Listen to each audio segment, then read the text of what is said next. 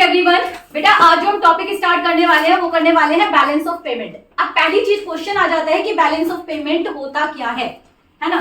तो पहली चीज आती है पेमेंट क्या होता है। पेमेंट का मतलब होता है या तो हमें पैसा मिल जाए या हम दे दें, दोनों ही पेमेंट होती है।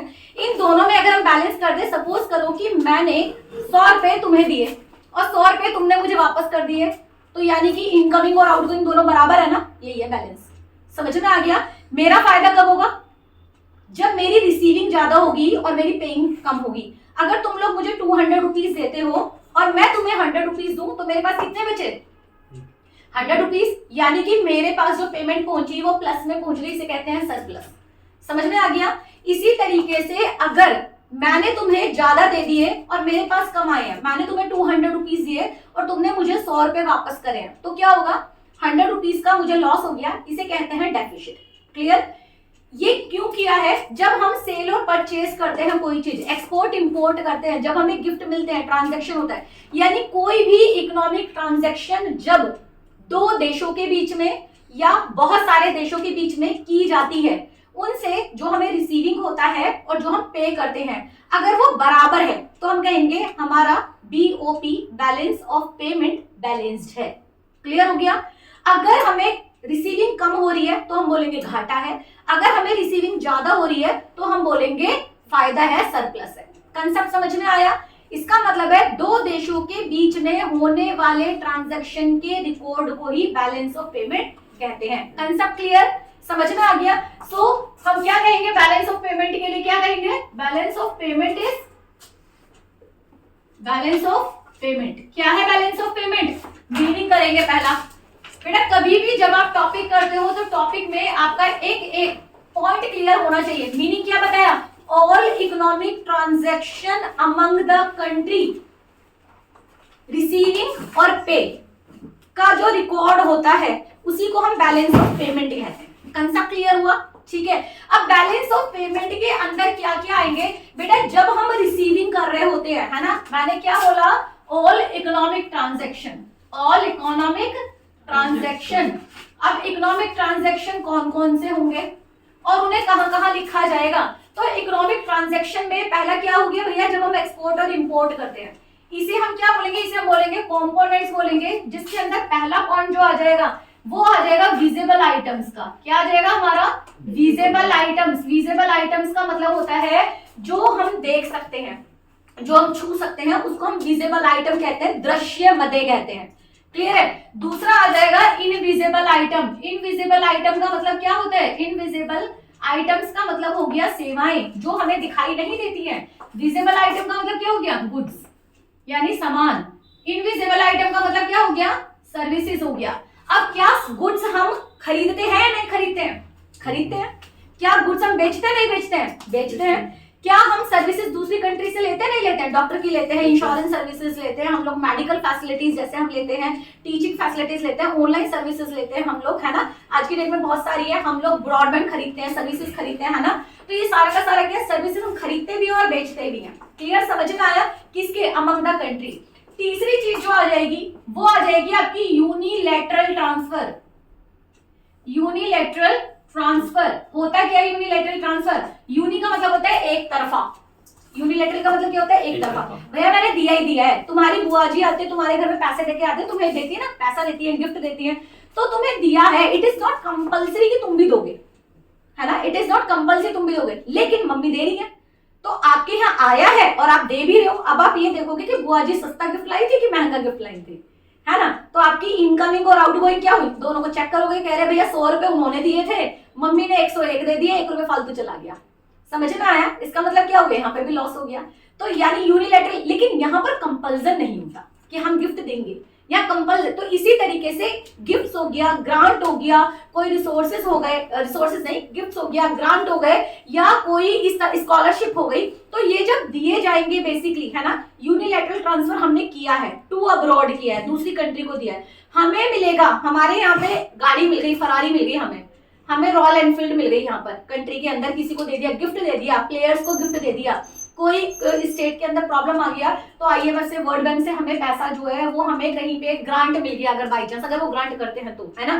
तो अगर एक ग्रांट मिल गया, हमें ग्रांट मतलब होता है अनुदान यानी हेल्प देना बेसिकली। तो जब हमें मिला तो इसके लिए कंपलसरी नहीं होता, जब आपको मदद मिलती है तो इसके लिए कंपलसरी, मदद तो तभी मिल रही है ना जब प्रॉब्लम है, तो वो हम देते भी है और हमें मिलता भी है। जैसे कहीं पे भूकंप आ जाए तो हम पैसा देते हैं, कहीं पे डिजास्टर आ जाता है हम दवाइयां भेजते हैं ना। तो ये गिफ्ट्स होते हैं, ग्रांट्स होते हैं जो दिए जाते हैं और लिए जाते हैं, ये कंपल्सन नहीं होता, इसलिए एक तरफा होता है, इसलिए इसको यूनिलैटरल कहा जाता है। Concept clear. तीसरी चौथी चीज जो हम पॉइंट करेंगे यहाँ पर वो है कैपिटल ट्रांसफर। क्या होगा? Capital transfer. बेटा कैपिटल ट्रांसफर का मतलब क्या होता है? कैपिटल ट्रांसफर का मतलब होता है जितना भी पैसा हमने इन तीनों के अलावा दिया है और लिया है। कौन से वाला? बेसिकली कैपिटल ट्रांसफर में आ जाएगा, हमने कहीं कंपनी के, बाहर की कंपनी के शेयर खरीदे हैं, बॉन्ड्स खरीदे हैं, स्टॉक खरीदे हैं, जमीन खरीदी है। जब हमने खरीदा है तो पैसा कहां जा रहा है? बाहर। समझ में आया? और जब हमने बेचा है, हमारी कंपनी का बेचा, तो पैसा कहां आया? अंदर। तो बेटा याद रखना, जब भी हमने कोई चीज बाहर दी है, कोई चीज बाहर दी है, तो हमारे यहाँ पे सिर्फ पैसा आना चाहिए। जब वो पैसा आएगा, जब वो पैसा आएगा तो हम उसे लिखेंगे किस साइड में? क्रेडिट साइड में। हम कहा लिखेंगे? क्रेडिट। क्रेडिट का मतलब होता है इनफ्लो। क्रेडिट का मतलब क्या होता है? इनफ्लो, यानी जो हमारे देश के अंदर आएगा। क्लियर हुआ?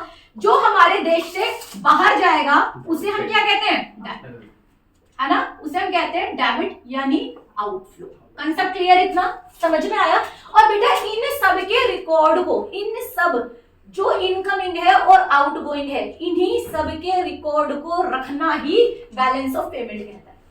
समझ में आ गया? क्लियर हो गया? क्लियरिटी है? ठीक है। अब बैलेंस ऑफ पेमेंट से रिलेटेड क्वेश्चन आ जाएगा। पहली चीज आती है विजिबल आइटम से रिलेटेड, गुड्स से रिलेटेड। तो गुड्स जब हम क्या करेंगे? एक्सपोर्ट करेंगे हम, तो पैसा कहां आएगा? भारत में। जब हम गुड्स इंपोर्ट करेंगे, बाहर से मंगा रहे हैं, तो पैसा कहां आएगा? बाहर। और जब हम केवल गुड्स का एक्सपोर्ट और इंपोर्ट करते हैं तो उसे हम बोलते हैं ट्रेड, हम उसे बोलते हैं व्यापार। व्यापार किसका? गुड्स एंड सर्विसेज का। तो ये टर्म एक तरीके से हम अलग ले जाएंगे बाहर, और एक अलग टर्म निकल जाएगा बैलेंस ऑफ ट्रेड। क्या निकल जाएगा? Balance of trade. तो balance of trade is a part of the balance of payment. Concept clear हुआ? Balance of trade is a part of the balance of payment. Concept clear हुआ? तो हम क्या कह रहे हैं? बैलेंस ऑफ ट्रेड की डेफिनेशन कर लेते हैं। यहां हमने बीओपी कर रखा है, यहां हम कह रहे हैं बैलेंस ऑफ ट्रेड क्या होता है। अब बताओ कौन बताएगा बैलेंस ऑफ ट्रेड क्या होता है? बताएगा कोई?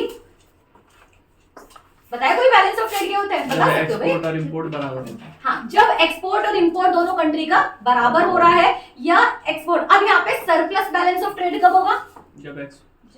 जब हमारा रिसीविंग ज्यादा हो जाएगी और पेइंग हमारी कम, यानी एक्सपोर्ट हमारा ज्यादा हो जाएगा, इंपोर्ट हमारा कम हो जाएगा। डेफिसिट कब होगा इसके अंदर? बीओटी के अंदर इंपोर्ट ज्यादा हो जाएगा, हाँ, और पेमेंट ज्यादा हो जाएगा। कंसेप्ट क्लियर हुआ? समझ में आया? Very good. तो हम यहाँ पे बैलेंस ऑफ ट्रेड कर लेंगे पहले। तो बैलेंस ऑफ ट्रेड क्या होता है? Record of all export and import among the countries. ये हो गया, क्या हो गया हमारा? बैलेंस ऑफ ट्रेड हो गया। अब बैलेंस ऑफ ट्रेड के टाइप क्या होंगे? बैलेंस ऑफ ट्रेड के टाइप होंगे, इसको कह देंगे बीओटी। बीओटी के टाइप क्या है? बेसिकली पहला हो जाएगा बैलेंस। तो बैलेंस कब होगा? बैलेंस होगा जब आपका एक्सपोर्ट किसके बराबर है? इंपोर्ट के। क्लियर जी? डन। हमारा सरप्लस कब होगा? जब हमारा एक्सपोर्ट ज्यादा है इंपोर्ट से। और डेफिसिट कब होगा? जब हमारा एक्सपोर्ट कम होगा इंपोर्ट से। अब बेटा निकालेंगे कैसे? निकालने के लिए यहां पर फॉर्मूला जो लगाएंगे वो एक्सपोर्ट माइनस इंपोर्ट करेंगे, और अगर हमें डेफिसिट निकालना है तो इंपोर्ट माइनस एक्सपोर्ट करेंगे। Concept clear? तो फॉर्मूले के हिसाब से ये लिखेंगे आप। क्लियर? समझ में आया? आपके जनरली पेपर के अंदर फॉर्मूला आ जाता है और आप गलती से एक्सपोर्ट माइनस इंपोर्ट ही कर दोगे, यहाँ पे वो गलत हो जाएगा। तो सरप्लस के लिए एक्सपोर्ट ज्यादा होगा, इंपोर्ट कम होगा। डेफिसिट के लिए आपका इंपोर्ट ज्यादा होगा और एक्सपोर्ट आपका कम होगा। कंसेप्ट क्लियर हुआ? Balance of payment, balance of trade, क्या कह रही हूं मैं? बैलेंस ऑफ ट्रेड क्या है बेसिकली बेटा? Balance of trade is a component of balance of payment. Balance of payment में क्योंकि सारे के सारे ट्रांजैक्शंस आ रहे हैं। Concept clear? क्या बैलेंस ऑफ पेमेंट में इतने ही ट्रांजैक्शंस आते हैं? नहीं, इसके अलावा भी आते हैं। कंसेप्ट क्लियर है? बैलेंस ऑफ पेमेंट में क्या इतने ट्रांजैक्शंस आते हैं? नहीं, इनसे भी ज्यादा आते हैं। क्या क्या आते हैं? बैलेंस ऑफ पेमेंट का हम अकाउंट बनाते हैं बेसिकली, है ना? समझ में आया? जिसके अंदर हम जो बनाएंगे वो दो तरह के अकाउंट बनाते हैं। एक बनाते हैं करंट अकाउंट, एक बनाते हैं कैपिटल अकाउंट। अभी तक आपने समझा क्या है? अभी आपने समझा बैलेंस ऑफ पेमेंट क्या होता है।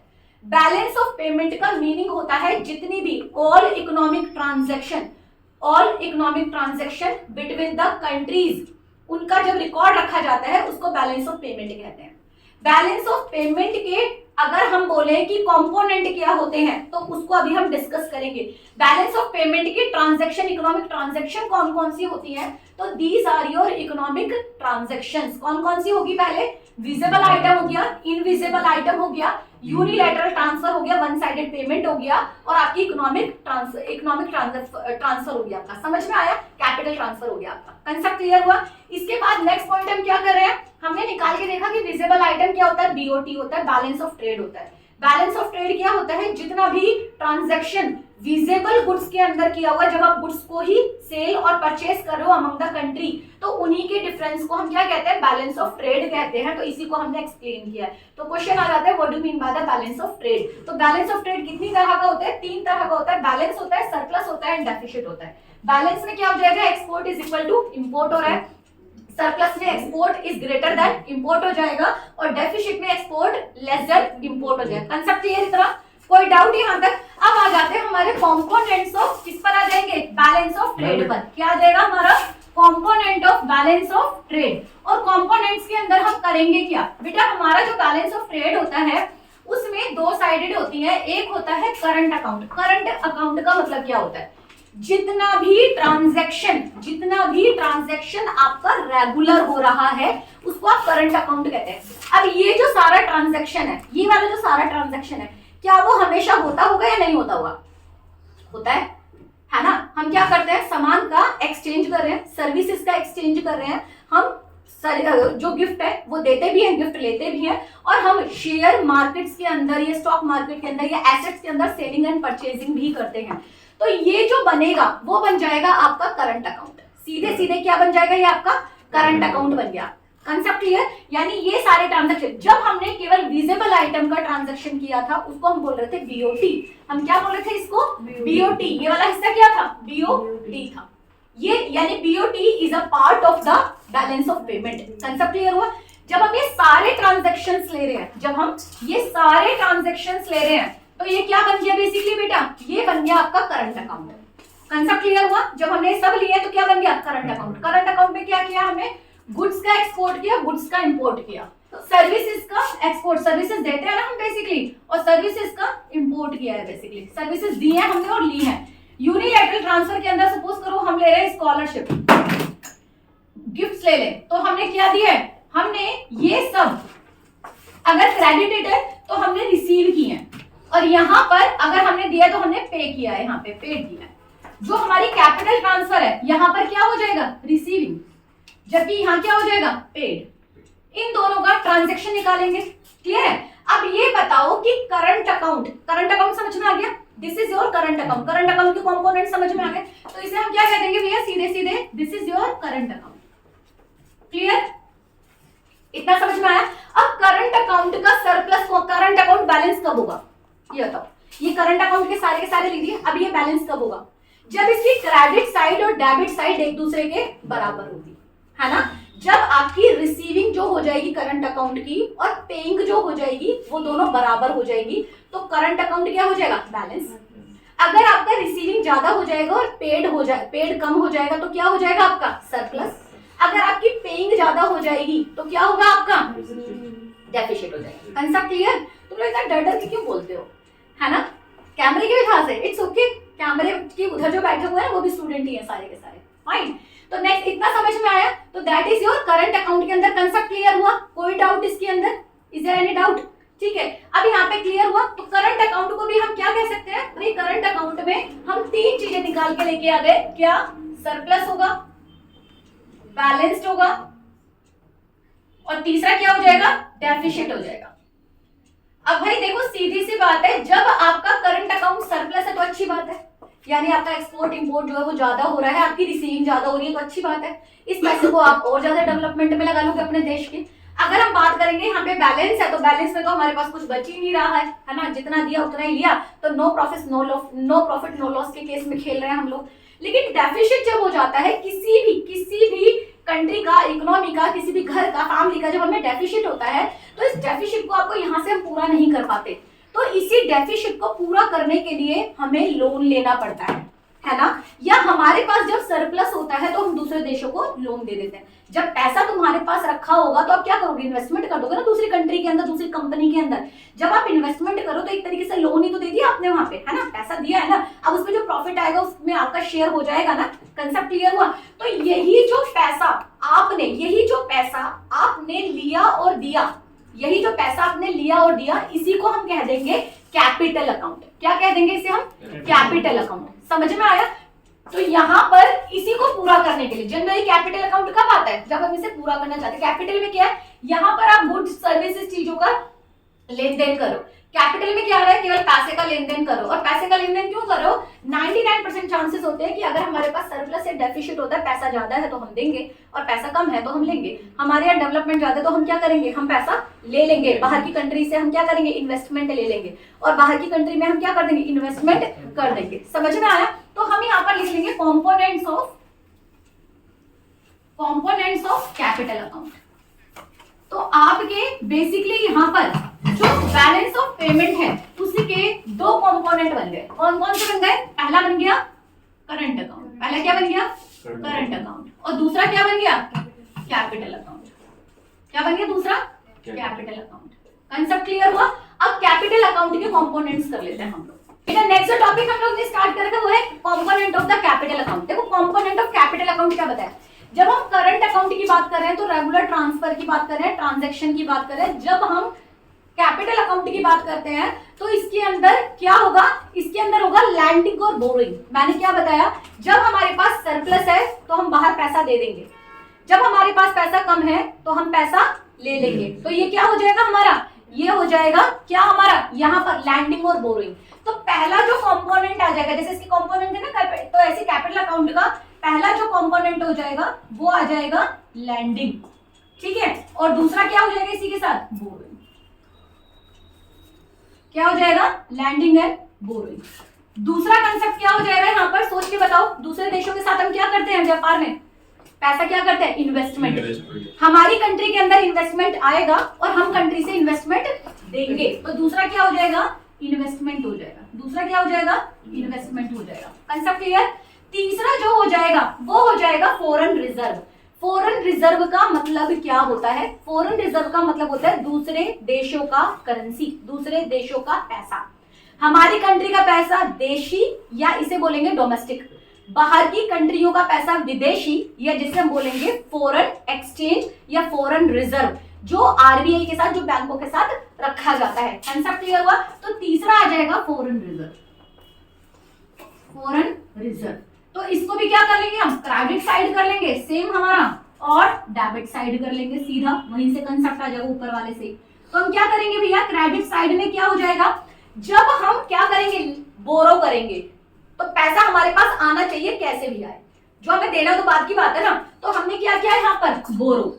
हमने यहाँ क्या किया है, बोरो। यहां पर क्या कर दिया हमने, लैंडिंग। यहां क्या हमने, लैंडिंग, पैसा दे दिया। ये बताओ बोरोइंग पे इंटरेस्ट कहां जाएगा, बाहर। बोरोइंग जब हमने किया, लोन जब हमने लिया, तो इंटरेस्ट कहां जाएगा, बाहर। तो इंटरेस्ट पेड क्या हो जाएगा, इंटरेस्ट पेड, यही तो जाएगा, है ना। और यहां पर जब हमने बाहर दिया हुआ है, इसके लिए तो ये हो गया, इसके लिए क्या होगा, इंटरेस्ट रिसीव्ड। क्या हो जाएगा, इंटरेस्ट रिसीव्ड। बेटा आपको ये जरूर याद रखना चाहिए कि कौन सा कंपोनेंट कहां आता है। क्लियर हुआ? दूसरा क्या आ जाएगा, इन्वेस्टमेंट। इन्वेस्टमेंट क्या, इन्वेस्टमेंट रिसीव और इन्वेस्टमेंट पेड। इन्वेस्टमेंट रिसीव्ड कहां जाएगा, तो इन्वेस्टमेंट रिसीव्ड आ जाएगा इधर, और इन्वेस्टमेंट पेड आ जाएगा इधर। क्लियर जी, समझ में आ गया?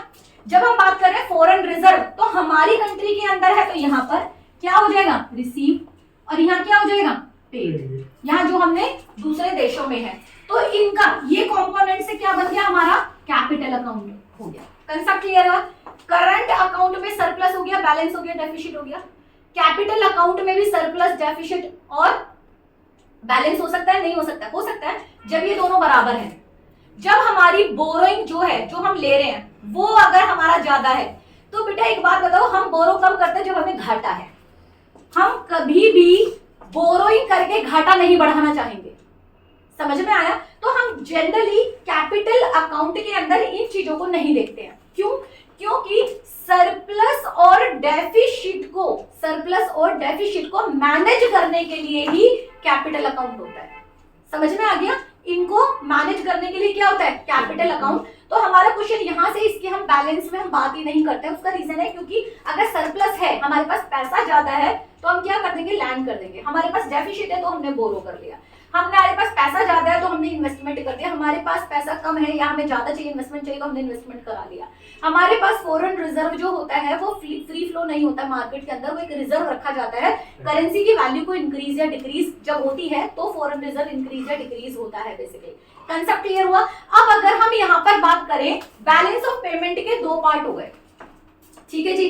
तो बैलेंस ऑफ पेमेंट का बैलेंस कब होगा, balance of payment BOP balance कब होगी, जब बैलेंस ऑफ पेमेंट में आपका करंट अकाउंट और कैपिटल अकाउंट दोनों के दोनों पॉजिटिव है तो सरप्लस, निगेटिव है तो डेफिसिट। समझ में आ गया? तो हम यहाँ पर क्या कर सकते, ये समझ में आ गया? इसको सब स्क्रीनशॉट ले लीजिएगा और आप लोग सारे के सारे इसको उतार लिया होगा, आई होप, है ना? क्लियर है? नेक्स्ट अगर मैं बात करती हूँ यहाँ पर किसका, नेक्स्ट पॉइंट जो लास्ट पॉइंट हो जाता है वो है कि आपका बीओपी कब सरप्लस होगा और कब आपका डेफिसिट होगा, कब आपका बैलेंस होगा। तो हम क्या कह रहे हैं, बीओपी कितनी तरह का होता है, तो बीओपी कितनी तरह का होता है, 3 तरह का होता है, सरप्लस बीओपी। तो सरप्लस बीओपी कब होगा, जब आपकी सारी रिसीविंग कौन से बेसिकली बेटा, current account and capital account, है ना, और कैपिटल अकाउंट की रिसीविंग क्या है, मोर देन है current account plus capital account paid से। जब आपकी ज्यादा है तो क्या होगा, सरप्लस। बैलेंस कब होगा, बैलेंस बीओपी कब होगा, जब आपकी ये दोनों चीजें बराबर हैं। कंसेप्ट क्लियर हुआ? आपका डेफिसिट कब होगा, डेफिसिट कब होगा, जब आपका जो करंट अकाउंट है, रिसीविंग है, जब आपकी सारी की सारी जो रिसीविंग है वो लेस देन हो जाएगी आपकी पेड से। कंसेप्ट क्लियर हुआ? फॉर्मूला क्या बनेगा इसका, पेड माइनस रिसीविंग। फॉर्मूला क्या बनेगा, पेड माइनस रिसीविंग। तो समझ में आया, बीओपी समझ में आ गया, कंसेप्ट क्लियर हुआ बीओपी का? कोई डाउट है, कोई डाउट इसके अंदर? तो बैलेंस ऑफ पेमेंट का जो टॉपिक है वो यही है। बैलेंस ऑफ पेमेंट क्या होता है, बैलेंस ऑफ ट्रेड क्या होता है, बैलेंस ऑफ ट्रेड के कंपोनेंट क्या होते हैं, बैलेंस ऑफ पेमेंट के कंपोनेंट क्या होते हैं, बैलेंस ऑफ पेमेंट में क्या क्या, करंट अकाउंट में क्या क्या आता है, कैपिटल अकाउंट में क्या आता है, रिसीविंग में से पे को, अगर रिसीविंग और पे बराबर है तो बैलेंस, अगर रिसीविंग आपका ज्यादा है तो सरप्लस, और अगर पेड ज्यादा है तो डेफिसिट। और डेफिसिट को पूरा करने के लिए ही हम क्या लेते हैं, लोन लेते हैं बेसिकली। कंसेप्ट क्लियर हुआ? इसके अलावा दो आपके आइटम आ जाते हैं, जिसके अंदर दो टॉपिक आ जाते हैं, जिसके अंदर बोला जाता है ऑटोनोमस आइटम और एक्मोडेटिंग आइटम। ऑटोनोमस आइटम का मतलब क्या होता है, ऑटोनोमस आइटम यानी ऐसे आइटम जो लगातार ट्रांजैक्शन में है, ऐसा सामान जो दोनों कंट्रियों के बीच में लगातार सेलिंग और परचेसिंग, ऐसी सर्विसेज, ये सब आइटम जो लगातार चल रहे हैं दोनों देशों के बीच में, these are the item which is currently transactions, the transactions are taking place between the countries regularly are known as accommodating items. Clear है? जब ये सारा का सारा चल रहा है तो अकोमोडेटिंग, और इसी के अंदर जब डेफिसिट आ जाए, घाटा हो जाए या सरप्लस हो जाए, तो उनको बोला जाता है सरप्लस को। अगर तुम्हारे पास पैसा ज्यादा आ गया तो कहीं जाके इन्वेस्टमेंट कर दोगे, कहीं जाके लैंड कर दोगे, है ना, पैसा दे दोगे, तो उसे क्या बोला जाएगा, उसे बोला जाएगा आपका एक्मोडेटिंग आइटम्स। यानी वो आइटम, एक्मोडेटिंग आइटम्स क्या हो गया, एक्मोडेटिंग आइटम्स क्या होते हैं? एक्मोडेटिंग आइटम्स होते हैं वो आइटम जो सरप्लस को और डेफिसिट को पूरा करने के लिए किए जाते हैं। जो transaction, the transaction which is being done for the profit motive, that is known as a autonomous item. यानी all economic transaction for profit, profit के लिए, लाभ के लिए अगर ट्रांजैक्शन किया जा रहा है तो क्या है आपका? ऑटोनोमस आइटम है। ठीक है, all transaction, all economic transaction to एक्मोडेट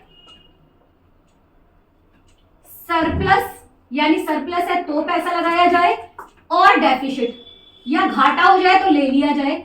ऐसे आइटम पे जो पैसा लगाया जाता है वो पूरा करने के लिए, डेफिसिट को, घाटे को पूरा करने के लिए या सरप्लस को कंज्यूम करने के लिए जब आइटम को खरीदा या बेचा जाता है या पैसा लगाया जाता है और लिया जाता है, उसको हम बोलते हैं एक्मोडेटिंग आइटम्स।